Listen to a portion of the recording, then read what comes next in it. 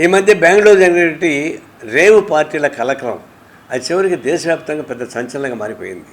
దానికి కారణం ఏంటంటే కొంతమంది సినిమా యాక్టర్లు అంటే మహిళా యాక్టర్స్ ఉన్నారు కాబట్టి, సినిమా యాక్టర్ల పైన ప్రజల్లో ఒక క్రేజీ ఉంటుంది కాబట్టి వాళ్ళని ఎక్స్పోజ్ చేయడం ద్వారా ఇది పబ్లిసిటీకి ఉపయోగపడే పని చేస్తున్నారు. అసలు రేవు పార్టీ అనేది ఒక ఇల్లీగల్, అది అట్లాంటి ఇల్లీగల్గా జరగడం మంచిది కాదు. కానీ దాన్ని నడిపించేది ఎవరు?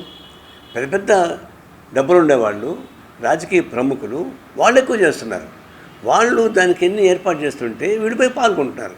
కానీ పాల్గొన్న వాళ్ళపైన యాక్షన్ తీసుకోవడం, వాళ్ళని టెస్టులు చేయడం, ఫోటోలు చేపడం, వాళ్ళకి నేను ఎనలేదో అని చెప్తాడు, వాళ్ళకి బలవంతంగా చేయించడం చేస్తుంటే అసలు ఇదే సీరియస్నెస్.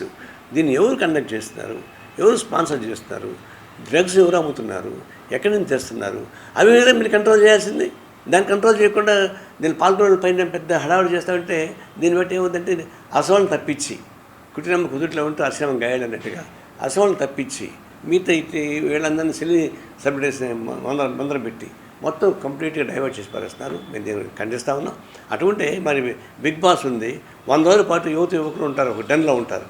మరి దానిపైన దాడి చేస్తారు, పోయి ఎందుకు చేయలేదు? బిగ్ బాస్ మీద దాడి చేయడం మీకు చేత కాదు, రేవు పార్టీ మీద దాడి చేస్తారు. రెండో చేయండి. అంటే హైదరాబాద్ చుట్టుపక్కల చూస్తున్నాం, పబ్బులు అవుట్స్కట్స్లో ఉంటున్నాయి, ఊరి బయట. రాత్రి 1 గంట దాటితే యువకుల పాపం బాగా ఎక్కువ తాగి స్వాధాన్యం కూడా పడిపోతే అక్కడ ఉన్నటువంటి సెక్యూరిటీ వాళ్ళు తీసుకొచ్చి కార్లు ఎక్కించి ఇంటికి పంపిస్తున్నారు. అది ప్రతిరోజు చూస్తున్నాం.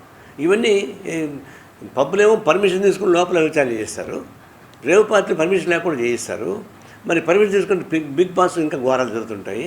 ఈ సాంఘిక దురాచారాన్ని అరికట్టడానికి కావాల్సిన సమగ్ర ప్రణాళిక లేకుండా ఎక్కడో దొరికితే కొంతమంది అల్లరి పెట్టేసి కరెక్ట్ కాదు. ఇప్పుడు డ్రగ్స్ వచ్చినప్పుడంతా సినిమా గత సంవత్సరం సినిమా యాక్టర్స్ మీద పడ్డారు. వాళ్ళు డబ్బులు తీసుకుంటారు ఒకటి, వాళ్ళని అల్లరి చేస్తూ ఉన్నారు. ఈ తినేటువంటి వాళ్ళ మీద కాన్సన్ట్రేషన్ కదయా, అమ్మే వాళ్ళని మీద పెట్టుకోండియా, సరఫరా చేసేవాళ్ళని మీద పెట్టుకోండియా, వాళ్ళని పట్టుకోండి. మీకు నిఘా బ్యాంక్ లేదా భారతదేశంలో? ఆ నిఘా పట్టుకోలేరా వాళ్ళని? ఇది ఉద్దేశపూర్వకంగా చిన్నవాళ్ళ మీద చర్య తీసుకొని పెద్దవాళ్ళని వదిలిపెట్టేటువంటి పద్ధతి ఒక ప్రమాదకరం సాంఘిక దురాచారం. దీన్ని అరికట్టమని కోరుతా ఉంది.